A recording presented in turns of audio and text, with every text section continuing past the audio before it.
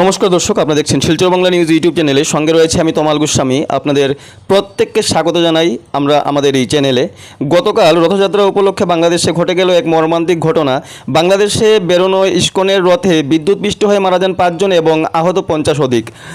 রাজ্যের মুখ্যমন্ত্রী ডক্টর হিমন্ত বিশ্ব শর্মা বললেন, ধীরে ধীরে বন্যা পরিস্থিতি রাজ্যে উন্নত হওয়ার আশা রয়েছে এবং বন্যাকে রাজ্যের বিপর্যয় ঘোষণা না করে কীভাবে বন্যা থেকে উদ্ধার পাওয়া যায় সেই বিষয়ে চিন্তা করাটা ভালো। গতকাল থেকেই শুরু হয়েছে বরাক উপত্যকার বিভিন্ন অঞ্চলে বৃষ্টিপাত এবং আবহাওয়া দফতরের পূর্বাভাস অনুযায়ী আসামসহ উত্তর পূর্বাঞ্চলের বেশ কিছু অঞ্চলে ভারী থেকে ভারী বৃষ্টিপাত রয়েছে আগামী দিনে। আবার শিলচর শহরবাসী সবাইকে আতঙ্কে ফেলছে বরাক।